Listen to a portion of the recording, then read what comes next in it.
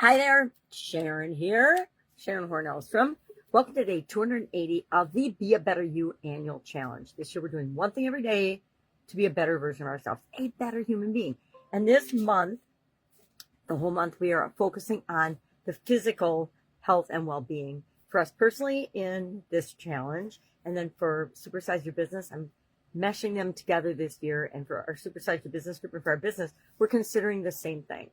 I've mentioned several times that I usually do physical at the beginning of the year, and it has a much more impactful results for me in that area. So I think next year, in whatever the challenge is going to be, haven't decided yet, I'm going to flip around and go back to having physical toward the beginning of the year. It probably won't be February because I did it in February for several years, and I like to mix it up.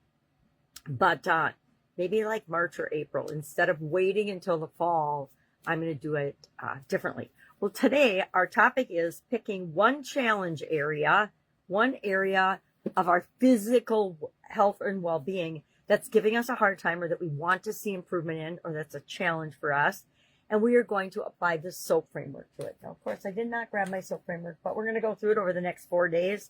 So I think it's okay that I didn't grab it. It's a framework. I actually came up with this in 2020 during the pandemic. I was like, okay, this is crazy. 2 weeks was stretching into 2 months, and it ended up being more like 2 years that we were all impacted by the pandemic in at different levels, right? Some people were hugely impacted. Other people were impacted in that they were expected to do more. So it ran the gamut, but it absolutely positively impacted billions of people on the planet. And I don't think there will probably, I hope there will never be anything else like this in my lifetime that simultaneously negatively impacts billions of people, because I don't think most people, when it first happened, would say it was a positive impact. Now, as we come out of it and we learn and we look back on what we learned about ourselves, what we learned about the world, what we learned about all kinds of things, I think it always has, I always go and find the positive. So that's what I see in it, and that's what I'm starting to see in it. But there's a lot of negative things that will ripple through for decades to come. So what do we do, and what area of, and that's why I started using the SOAP framework. I always had like a problem-solving, decision-making bunch of tools or process, but I never sat down and said, well, what exactly is my process? How do I use it? What is it called? And I did that during the pandemic. Why? Because we had lots of time to do things during the pandemic that we never had time to do before, because we were too busy running through our lives. At least I was. And I think maybe you were too. So today we're looking at, and we're just selecting and picking from all the different physical health and well-being areas that we could choose from. What are we going to choose? Now, we can brainstorm a list. You know, I love the 10-3-1 tool, and I share it at least once or twice a month, because brainstorming is such a powerful tool. It gets us past that thinking where we're stuck and we have to do one thing or another, and there are no other alternatives. Because the truth is, there are always infinite possibilities and infinite ways of dealing with anything.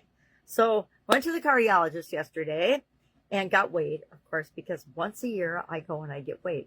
Now, last year, I didn't even write the number down because I didn't like the number. This year, I wrote the number down because I want to do something about it. And the number was actually better than last year. I think I'm down 5 or 10 pounds for sure over last year's number.